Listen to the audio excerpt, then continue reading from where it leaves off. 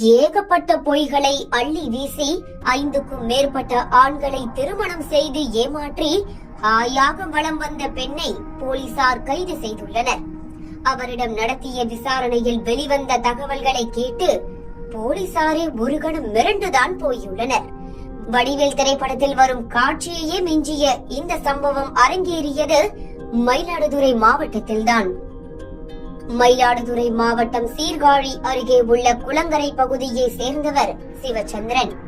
இவர் தனியார் நிறுவனம் ஒன்றில் வேலை பார்த்து வருகிறார். இவரது தாய்க்கு உடல்நிலை சரியில்லாததால் சிதம்பரத்தில் உள்ள ஒரு தனியார் மருத்துவமனையில் தங்கி சிகிச்சை பெற்று வந்துள்ளார். அப்போது அதே மருத்துவமனையில் நிஷாந்தி என்ற பெண் அவருக்கு அறிமுகமாகி உள்ளார். அவர் தான் MBBS படித்துவிட்டு சிதம்பரம் தனியார் மருத்துவக் கல்லூரியில் மருத்துவராக வேலை பார்த்து வருவதாக கூறியுள்ளார். நாளடைவில் இருவரும் நட்பாக பழகி வந்த நிலையில் கடந்த 20ஆம் தேதி முறைப்படி திருமணம் செய்து கொண்டனர். இந்த திருமணம் தொடர்பான புகைப்படங்களை சிவச்சந்திரன் தனது சமூக வலைதள பக்கத்தில் பதிவிட்டிருந்தார். இதனை பார்த்து அதிர்ச்சி அடைந்த நெப்போலியன் என்பவர் சீர்காழி காவல் நிலையத்தில் புகார் ஒன்றை அளித்தார். அந்த புகாரில் கடந்த 2017ஆம் ஆண்டு அரசு வேலையில் இருப்பதாக மீரா என்ற பெண்ணுடன் தனக்கு அறிமுகம் ஏற்பட்டதாகவும், பின்னர் இருவரும் காதலித்து திருமணம் செய்து சுமார் 4 வருடங்களாக, அதாவது 2021ஆம் ஆண்டு வரை ஒன்றாக வாழ்ந்து வந்ததாகவும் கூறியுள்ளார்.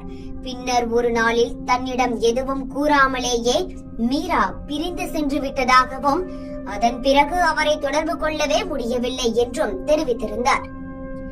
இந்த நேரத்தில் தான் கடந்த சில தினங்களுக்கு முன்பு சமூக வலைதளங்களில் மீரா சீர்காழியை சேர்ந்த ஒருவரை திருமணம் செய்து கொண்ட புகைப்படத்தை பார்த்து அதிர்ச்சி அடைந்ததாகவும், தன்னை ஏமாற்றிய அவர் மீது நடவடிக்கை எடுக்க வேண்டும் என புகார் தெரிவித்திருந்தார்.